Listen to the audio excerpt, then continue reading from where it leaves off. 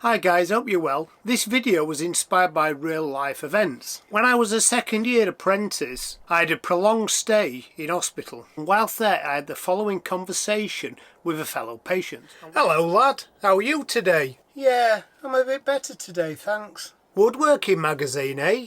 Are you into woodwork? I'm an apprentice joiner. Apprentice, eh? But are you a real joiner? What do you mean? Well, do you know what a gunstock shoulder is? Yeah, of course I do. It's when you make a door and you've got a panel in the bottom and some glazing in the top, and the width of the stile reduces between the panel and the glazing, and you've got to cut a little splay on the end of the middle rail. Oh, okay. Get well soon. Of course, I knew what a gunstock shoulder was. It was in my book, page 255. The term gunstock shoulder may be a little bit parochial. This book refers to it as a diminished stile, but in essence it's the same thing. It's a stile that diminishes or reduces as it transitions from the panel in the bottom of the door to the glazing above the middle rail. But at that point I'd not cut one, and now 37 years later I've still not cut one, until today. So let's go and cut one and see how we get on. So, first things first, I needed to prepare some stock, so I cashed in some of my bitcoins and headed to the local DIY shop where I purchased 2 lengths of 2x4s. Off camera, one was cut to a 2-foot piece and then was ripped in two and then glued to the other half, producing a 2x6. Then all the stock was regularised through the planer. The 2x6 represents the middle rail and the 2x4 the stiles. Now I'm marking this mock-up rail into 2 halves. One side represents the way I usually make an half panel door by reheating both the glazed section and the panel section, and the other side will be grooved for the panel and rebaited for the glazing, thus creating the gunstock shoulder. I hope all this makes sense. I have condensed the process to around 1/8 of the time in the editing process. I have the full edit, and if you want to see it in real time I can put another video together to suit. So now I have the outlines for my tenons and marked out the rebates and groove. I need to finalise the dimensions of the tenons and haunches. Oh, did I tell you I'd taken on a full-time assistant? Hey Google, what's 115 divided by 3? The answer is approximately 38.333333. Excellent, thank you very much. So I rounded up my 2 tenons to 40mm and left the slack in the middle for the haunch. I can now square over the setting out on the face to the edges, so it looks like this, and then transfer these dimensions to the other stile, because at this point the setting out is exactly the same, and just highlighted to myself the fact I needed to groove the bottom of this stile.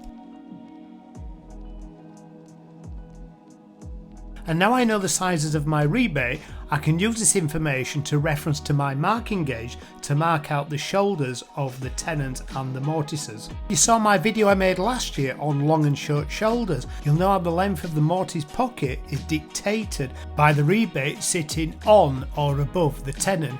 Here, the rebate is going to remove some of the tenon, so we need to allow for that. Right, and let's move on to the middle rail. As I said earlier, this middle rail is a little bit of an hybrid, but just because I'm demonstrating the difference between the standard and the diminished stile. The top of the rail will be fully rebated, and at the bottom, half will have a rebate and the other half will have a groove. Here I'm using the width of the stiles to mark the long and then the short shoulders of the tenon. I can then square these marks over the edge and then using the marking gauge mark the cheeks of the tenon. Typically I've got a really nasty knot right in the cheek of the tenon, but we'll worry about that later. Or, as we say in Yorkshire, it'll be right. So finally, here is an overview of what all the marking out looks like. Can you tell I quite like marking out? Right, let's go and play with some power tools. For the tenons, I used a jig on my DeWalt, but with only a 9.5 inch blade I cannot cut the full cheek, so I will need to finish it by hand later. I started the cut quite wide of the mark and then just sneaked up on it.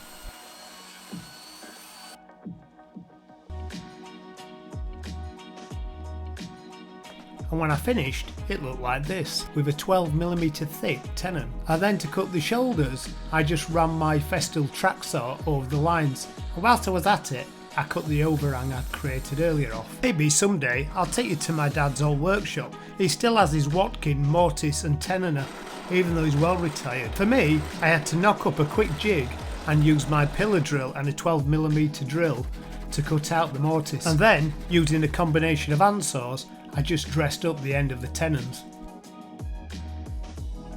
To the router table where I can cut the full rebate to one stile, the stop rebate and the groove to the other, and the middle rail has the rebates and the grooves. Really I need a larger cutter for this, but this is what I have, or maybe crane a spindle moulder into the loft. So I need to set my rebate depth to 12mm.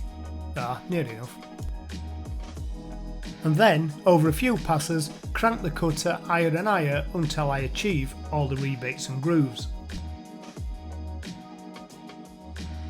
Once finished, all the components look like this. I made the width of the groove 18mm. This is the fully rebated stile, and this is our diminished stile.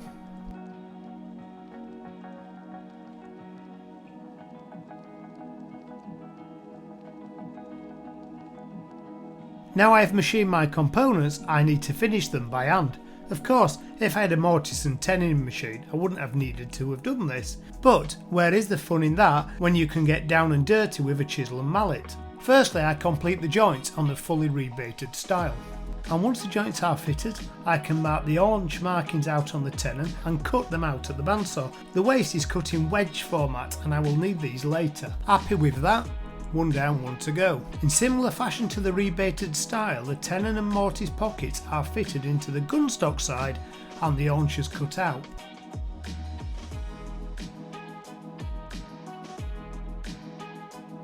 And once the mortice and tenons fit, I can get the tenon shoulder tight to the stile. I now can mark out and cut the centre piece of this video, the gunstock.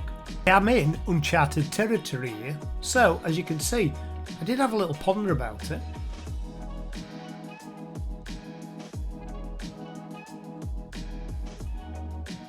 First, I had to cut out the full extent of the stop rebate. Then mark the stile that slopes and forms a transition from the rebate to the groove.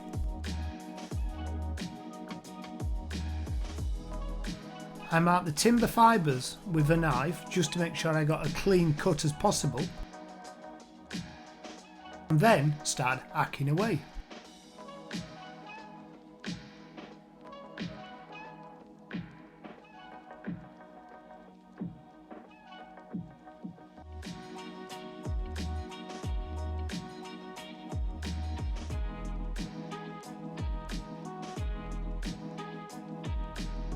I shot 277 gigabytes of information during the filming of this video. Can't actually believe I've got it down to 12 minutes. Here I use my tenon saw just to break up the fibres into small sections. I was worried I might split the stile by doing this chiselling. In doing so, one of the saw cuts slightly overcut the line, and this is my only disappointment of this entire project. You'll notice I said the saw overcut the line and not me. I take no responsibility for that.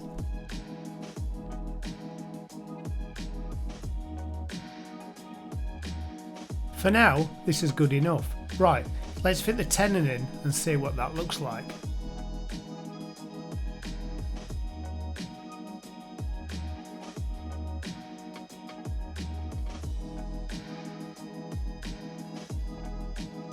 Now I have the slope in the stile, I just need to transfer it to the tenon shoulder and then cut it with the tenon saw.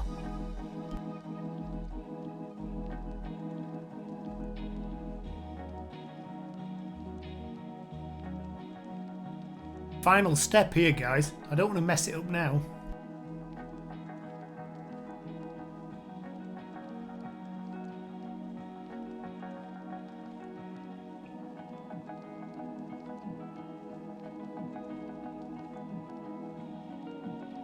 Now that's cut, I can now faff around with the final fitting and the haunch depth.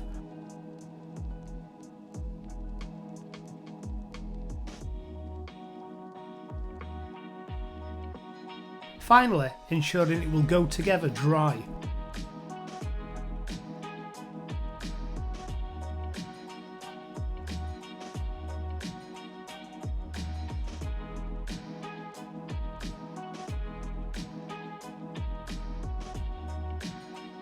Right, let's get some glue on it. Because it is not a full frame, I use a couple of plywood packers to keep it square during the glue up. And any keen-eyed viewers will notice the old joiner's trick of rubbing a bit of sawdust in your joint. Hey, how do you think I passed my city and guilds? Hey, a little square dance there. And these are the wedges I cut out of the haunches on the bandsaw. A couple of cups of tea and the glue's dry. Cut off the wedges and the excess tenons. And give the whole thing a sand up with some 100 grit. And then put a small detail round with the router. And there we are, I've lost my diminished style virginity. To demonstrate, above the mid-rail we have glazing, represented by plywood. This would be beaded in. Any panel below the right hand side of the middle rail would also be beaded in. And the panel below the left hand side, the diminished stile, would be sat in the groove.